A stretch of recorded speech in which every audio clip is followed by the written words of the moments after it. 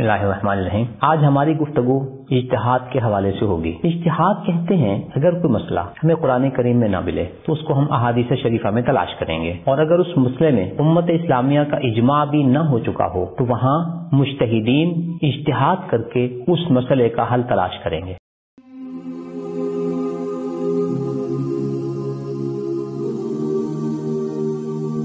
اجتہاد اور قیاس یہ شریعت اسلامیہ کی ایک چوتھی دلیل ہے۔ پہلے نمبر پہ قرآن، پھر حدیث، پھر اجماع اور پھر قیاس اور اجتہاد۔ اب یہ مجتہد جو اجتہاد کرے گا، کیا اس اجتہاد کی کوئی شرائط بھی ہیں یا ہر شخص اجتہاد کر سکتا ہے؟ اجتہاد کی شرائط کے حوالے سے ہم دو پہلوؤں سے آپ کے سامنے صورتحال رکھیں گے۔ نمبر ایک، لاجک یہ کہتا ہے کہ مجتہد میں مندرجہ ذیل صفات ہونی چاہیے۔ نمبر ایک کہ وہ قرآن کریم کے علوم کا ماہر ہو، قرآن کریم کو اس کی اپنی زبان میں سمجھ سکتا ہو۔ اگر اس کو قرآن کا علم ہی نہیں ہے تو اس کو کیسے پتا چلے گا کہ یہ مسئلہ قرآن کریم میں آ چکا ہے یا نہیں آ چکا؟ کیونکہ یہ اصول ہے کہ جس میں قرآن، حدیث اور اجماع ہو چکا ہے اس میں اجتہاد نہیں ہوتا۔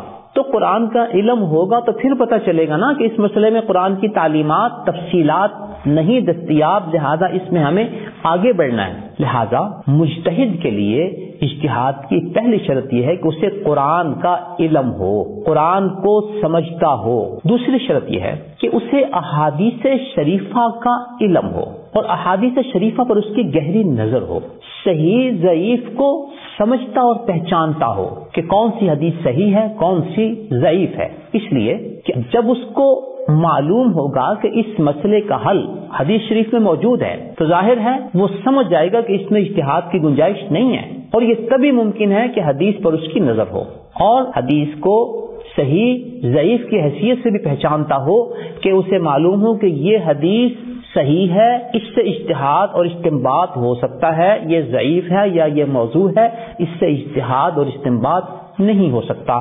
یہ کامن سینس کی بات ہے۔ تیسری شرط اجتہاد کی یہ ہے کہ اس سے اجماع اور اجماعی مسائل کا علم ہو کہ کن مسائل پر امت اسلامیہ اجماع کر چکی ہے، کیونکہ جس مسئلے میں ایک دفعہ اجماع ہو چکا اس میں اجتہاد کی گنجائش نہیں ہے، اور یہ تبھی ممکن ہے کہ اسے پتہ ہو کہ کن مسائل میں اجماع ہو چکا ہے، لہذا اس کا فیصلہ اسی اجماع کی روشنی میں معلوم کیا جائے گا اور اس پر عمل کیا جائے گا۔ چوتھی شرط اس مجتہد میں یہ ہونی چاہیے کہ وہ قیاس اور استنباط کرنا جانتا ہو، اسے پتہ ہو کہ قیاس کس طرح کیا جاتا ہے، اجتہاد کس طرح کیا جاتا ہے۔ اس کی بنیادی شرط یہ ہوتی ہے کہ جو مسئلہ ہمیں درپیش ہے، اس مسئلے کی مشابہت قرآن کریم، احادیث شریفہ کے کن مسائل کے ساتھ ہے، کون سی وہ چیزیں ہیں جو اس مسئلے میں اور قرآن کریم میں اس سے ملتے جلتے مسئلے میں ملتی ہیں۔ ان ملتی جلتی مناسبتوں کو دیکھ کر قیاس کیا جائے گا۔ تو گویا چوتھی شرط یہ ہوئی کہ وہ قیاس اور استنباط جانتا ہو کہ کیسے کیا جاتا ہے، اس کی کیا کیفیات اور کیا تفصیلات ہیں۔ پانچویں شرط جو طے شدہ ہے کہ بعض مسائل جو منسوخ ہو چکے، جیسے ابتدائی دور میں نماز میں گفتگو کرنا جائز تھا، پھر منسوخ ہو گیا جب قرآن کریم کی آیت نازل ہوئی، حافظوا علی الصلوات والصلاۃ الوسطی وقوموا للہ قانتین، تو نماز میں گفتگو کرنا منسوخ ہو گیا۔ اب اس مجتہد کو یہ معلوم ہو کہ کون سے مسائل منسوخ ہیں اور کن دلائل کی وجہ سے وہ منسوخ ہوئے۔ اگر اس کو ناسخ منسوخ کا علم نہیں ہوگا تو ظاہر ہے عین ممکن ہے کہ وہ کسی منسوخ مسائل کو پڑھ کر اسی کے مطابق فیصلہ کر پائے گا۔ چھٹی شرط کہ وہ عربی زبان کا ماہر ہو۔ یہ ایک لاجیکل بات ہے، اگر اس کو عربی ہی نہیں آتی تو وہ قرآن کریم کو کیسے سمجھے گا، وہ احادیث شریفہ کو کیسے سمجھے گا؟ لہذا قرآن کریم کی زبان، حدیث شریف کی زبان، ناسخ و منسوخ جن مسائل میں ہے ان کی زبان، اجماع جن مسائل کا مرتب ہو چکا اس کی زبان وہ جانتا ہوگا، تو وہ معلوم کر سکے گا کہ یہ منسوخ مسائل ہیں یا غیر منسوخ مسائل ہیں، اس میں قرآن و سنت کی اجماع کی واضح تعلیمات ہمارے پاس ہیں یا نہیں ہیں۔ عربی زبان میں معلوم کر کے پھر وہ فیصلہ کر پائے گا کہ اب میں نے یہاں اجتہاد کرنا ہے۔ کم و بیش یہ 6 شرائط وہ ہیں جو ایک مجتہد میں ہونی چاہیے۔ آپ کے سامنے صورتحال آ گئی، اگر ان میں سے کوئی ایک شرط بھی موجود نہیں ہوگی تو وہ مجتہد ٹھوکر کھا جائے گا۔ قرآن کا علم نہیں ہے تو ہو سکتا ہے قرآن کریم میں تعلیمات ہوں اور وہ اسی میں اجتہاد کرنے لگ جائے، حدیث شریف کا علم نہیں ہے، ہو سکتا ہے حدیث شریف میں وہ مسئلہ موجود ہو اور وہ اس میں اجتہاد کرنے لگ جائے۔ اگر اس کو اجماعی مسائل کا علم نہیں ہے تو ہو سکتا ہے وہ ایسے مسائل میں اجتہاد کرنے لگ جائے جس سے پہلے اجماع منعقد ہو چکا۔ اگر اس کو قیاس اور استنباط کا طریقہ ہی نہیں آتا تو ظاہر ہے وہ ٹھوکر کھا جائے گا۔ ناسخ منسوخ کا علم نہیں ہے تو منسوخ مسائل کے اوپر کوئی فیصلہ کر سکتا ہے۔ عربی زبان میں مہارت نہیں ہے تو ظاہر ہے وہ مسائل کو صحیح طور پر سمجھ ہی نہیں پائے گا۔ تو یوں لاجیکل ان شرائط کا ہونا ایک مجتہد کے اندر ضروری ہے۔ آپ کو تعجب ہوگا کہ آج کل 15ویں صدی کے ایک میڈیا اسکالر نے اپنی کتاب مقامات کے صفحہ 154 پہ عجیب بات کر دی۔ وہ اجتہاد پر گفتگو کرتے ہوئے کہتے ہیں کہ اجتہاد کی کوئی شرائط نہیں ہے، ہر شخص اجتہاد کر سکتا ہے، اگر وہ اجتہاد کرے گا تو دوسرے کی تنقید اس کی اصلاح کر دے گی، اس کی درستگی کر دے گی۔ یہ عجیب سی بات ہے، جس کو قرآن کا پتہ نہیں، حدیث کا پتہ نہیں، اجماع کا پتہ نہیں، ناسخ منسوخ کا پتہ نہیں، عربی زبان کی مہارت نہیں ہے، تو وہ کیسے اجتہاد کرے گا؟ ان شرائط کے موجود نہ ہوتے ہوئے کیسے اجتہاد کرے گا؟ بہرحال اب ہم آپ کے سامنے 1400 سال میں امت اسلامیہ کے عظیم ائمہ اور ماہرین اصول فقہ، ان کی تصریحات، ان کے اقوال آپ کے سامنے پیش کرتے ہیں، جو سب اس بات پر متفق ہیں کہ کم و بیش یہ شرائط مجتہد کے اندر موجود ہونی چاہیے۔ سب سے پہلے دوسری صدی کے مشہور امام محمد بن حسن شیبانی رحمۃ اللہ علیہ، جن کی وفات سن 199 ہجری میں ہوئی، وہ اپنی کتاب الاصل کے مقدمے صفحہ 285 اور خاتمے صفحہ 299 میں انہی شرائط کے مجتہد میں موجود ہونے کی وضاحت کرتے ہیں۔ دوسری اور تیسری صدی کے امام شافعی رحمۃ اللہ علیہ اپنی کتاب رسالہ میں مجتہد کے اندر انہی شرائط کے موجود ہونے کو لازمی قرار دیتے ہیں۔ تیسرے نمبر پر چوتھی صدی ہجری کے امام خطابی رحمۃ اللہ علیہ، جن کی وفات سن 388 ہجری میں ہوئی، وہ ابو داؤد کی شرح معالم السنن کی جلد 4 صفحہ 160 پر مجتہد میں انہی شرائط کے موجود ہونے کو لازمی قرار دیتے ہیں۔ چھٹی صدی کے مشہور امام غزالی رحمۃ اللہ علیہ، جن کی وفات سن 505 ہجری میں ہوئی، وہ اپنی کتاب المستصفیٰ پر مجتہد میں انہی شرائط کے موجود ہونے کو لازمی قرار دیتے ہیں۔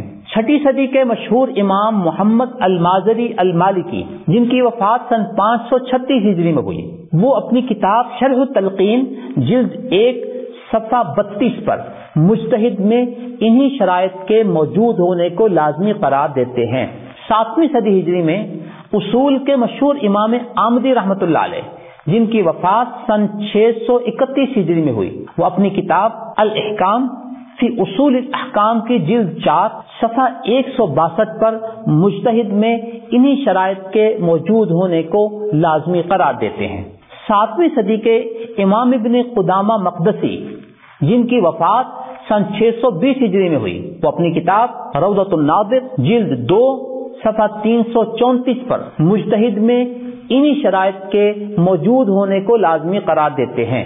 8ویں صدی کے امام عبدالعزیز بخاری، جن کی وفات سن 730 ہجری میں ہوئی، وہ کشف الاسرار شرح اصول بزدوی جلد 4 صفحہ 15 پر مجتہد میں انہی شرائط کے موجود ہونے کو لازمی قرار دیتے ہیں۔ کیا تعجب کی بات نہیں ہے کہ ان سب کے بالمقابل آج 15ویں صدی کا ایک میڈیا اسکالر وہ یہ کہتا ہے کہ اجتہاد کی کوئی شرائط نہیں ہے۔ آگے بڑھتے ہیں۔ 8ویں صدی کے مشہور امام شاطبی رحمۃ اللہ علیہ، جن کی وفات سن 790 ہجری میں ہوئی، وہ اپنی کتاب الموافقات پر مجتہد میں انہی شرائط کے موجود ہونے کو لازمی قرار دیتے ہیں۔ 8ویں صدی کے امام ابو القاسم ابن جزی کلبی، جن کی وفات سن 741 ہجری میں ہوئی، وہ اپنی کتاب تقریب الوصول الی علم الاصول کی جلد 1 پر مجتہد میں انہی شرائط کے موجود ہونے کو لازمی قرار دیتے ہیں۔